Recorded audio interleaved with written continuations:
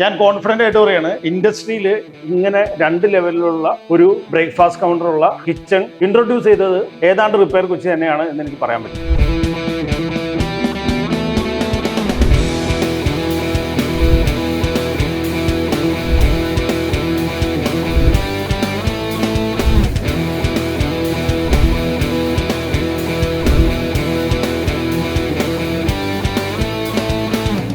വീടിന്റെ ഏറ്റവും പ്രഷ്യസ് ആയിട്ടുള്ള ഒരു സ്പേസ് ആണ് ഈ വരുന്നത്.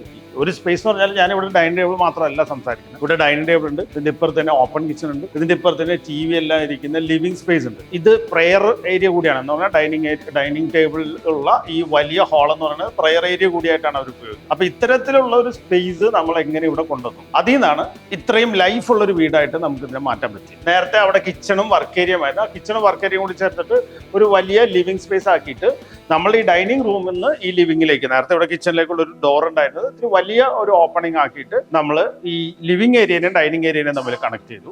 അതേപോലെ തന്നെ ഇവിടെ ഡൈനിങ് ടേബിൾ വരികയും ഇവിടെ അടുക്കളയായിട്ട് നിൽക്കുകയും ചെയ്യുമ്പോൾ ആ ഓപ്പൺ കിച്ചണിന്റെ ഒരു കംഫർട്ട് എന്ന് പറഞ്ഞാൽ ഡൈനിങ് ടേബിളിൽ ഇരിക്കുന്ന ആൾക്കാർ, TV കാണുന്ന ആൾക്കാർ, അടുക്കളയിൽ നിൽക്കുന്ന ആൾക്കാർ, ഇവരെല്ലാവരും തമ്മിലുള്ള ഒരു കണക്ഷൻ ഉണ്ടാവുക. ആ ഒരു കണക്ഷന്റെ ഒപ്പം തന്നെ പ്രധാനപ്പെട്ടതാണ് ഇവിടെ ഒരു വർക്ക് സ്റ്റേഷൻ ഉണ്ടാവുക. ഇപ്പൊ പല വീടുകളിലും അടുക്കളയിൽ വർക്ക് സ്റ്റേഷൻ ഒരു ആവശ്യമായിട്ട് വരികയാണ്. നമ്മൾ ആദ്യമായിട്ട് ഇങ്ങനെ 2 ലെവലിലുള്ള വർക്ക് സ്റ്റേഷൻ ചെയ്യുന്ന സമയത്ത് ആളുകൾക്ക് ഇത് എന്താണെന്നുള്ള അറിയില്ല. ഇന്നിപ്പോ 2 ലെവലിലുള്ള വർക്ക് സ്റ്റേഷൻ എന്താണ് എന്നുള്ളത് ആളുകൾക്ക് എല്ലാവർക്കും അറിയാം. ഞാൻ കോൺഫിഡന്റ് ആയിട്ട് പറയാണ്, ഇൻഡസ്ട്രിയിൽ ഇങ്ങനെ 2 ലെവലിലുള്ള ഒരു ബ്രേക്ക്ഫാസ്റ്റ് കൗണ്ടറുള്ള കിച്ചൺ ഇൻട്രൊഡ്യൂസ് ചെയ്തത് ഏതാണ്ട് റിപ്പയർ കൊച്ചി തന്നെയാണ് എന്ന് എനിക്ക് പറയാൻ പറ്റും. ഇത് പഴയ ബെഡ്റൂം ആയിരുന്നു, അതിലായിരുന്നു ബെഡ്റൂമിനകത്ത് കയറുന്നത്. അപ്പം ഇവരുടെ സൗത്ത് വെസ്റ്റ് കോർണറിൽ ഉണ്ടായിരുന്ന കിച്ചൺ അവിടെ നിന്ന് റീപൊസിഷൻ ചെയ്യുക എന്നുള്ള ഒരു ഉദ്ദേശത്തോടു കൂടി തന്നെയാണ് ഈ ഭാഗത്തേക്ക് ഇത് കൊണ്ടുവന്നത്. അപ്പൊ നമ്മൾ കിച്ചൺ ഡിസൈനിൽ ഏറ്റവും കൂടുതൽ ശ്രദ്ധിക്കുന്ന കുറെ പോയിന്റ്സ് ഉണ്ട്. ആ പോയിന്റ്സിൽ ഒന്നെന്ന് പറയുന്നത് കിച്ചണിലെ കൗണ്ടേഴ്സ് കഴിയുന്നത് യു ഷേപ്പിൽ കൊണ്ടുവരണം. പാരലൽ ആണെങ്കിൽ കുഴപ്പമൊന്നുമില്ല, എന്നാൽ നമ്മൾ കഴിയുന്നത് യു ഷേപ്പിൽ കൊണ്ടുവന്ന് വാക്ക് വേസ് ഏറ്റവും കുറവായിട്ടുള്ള വാക്ക് വേസ് എന്ന് പറഞ്ഞാൽ അവിടെ നിന്ന് വന്നിട്ട് ജസ്റ്റ് അങ്ങ് എക്സിറ്റ് ആവുന്നതേ ഉള്ളൂ. ബാക്കിയുള്ള മൊത്തം സ്പേസ് നമുക്ക് ഫർണിഷ് ചെയ്യാനായിട്ട് യൂസ് ചെയ്യാൻ പറ്റുന്ന തരത്തിലുള്ള കിച്ചൺ ഡിസൈൻ ചെയ്യണമെന്നുള്ളതാണ്. കിച്ചൺ ഇന്റീരിയറിനും ഭംഗി ഉണ്ടാവാൻ അത് ഏറ്റവും പ്രധാനപ്പെട്ട കാര്യം തന്നെയാണ്. ഇവിടെ നമ്മൾ ഗ്രാനൈറ്റ് കൗണ്ടർ ടോപ്പ് ഇട്ടിട്ട്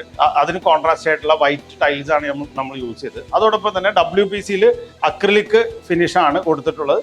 ഇതിന്റെ ഉള്ളിൽ എടുത്തിട്ടുള്ള ഈ ഫിറ്റിംഗ്സ് എല്ലാം ഹെറ്റിച്ചിന്റെ തന്നെ ഫിറ്റിംഗ്സ് ആണ് നമ്മൾ യൂസ് ചെയ്തിരിക്കുന്നത്. ഇന്റീരിയേഴ്സിന്റെ ഭംഗി എന്ന് പറയുന്നത്, എസ്പെഷ്യലി കിച്ചൺ ഇന്റീരിയേഴ്സ്, നമ്മൾ ആ മൊണോട്ടണി എങ്ങനെ ഭംഗിയായിട്ട് ബ്രേക്ക് ചെയ്യണം എന്നുള്ളത് തന്നെയാണ്. ഇപ്പൊ നമ്മൾ ഇവിടുത്തെ ഒരു കേസ് എടുത്തു കഴിഞ്ഞാൽ, അതായത് ഈ ഒരു കിച്ചന്റെ ഡിസൈൻ ഫീച്ചേഴ്സ് എടുത്തു കഴിഞ്ഞാൽ നമുക്ക് കാണാൻ പറ്റും. ഇവിടെ നമ്മൾ വൈറ്റ് കളർ കൊണ്ടുവന്നു, അതേപോലെ തന്നെ ഇവിടെ വേറൊരു കളർ കൊണ്ടുവന്നു. ഇവിടെ ഗ്രാനൈറ്റ് ബ്ലാക്ക് ആണ്, കോൺട്രാസ്റ്റ് ആണ്. ഫ്ലോറിന്റെ കളർ ഇവിടെ വേറൊരു കളർ, ഇങ്ങനെ ഈ പലതരത്തിലുള്ള കളേഴ്സ്.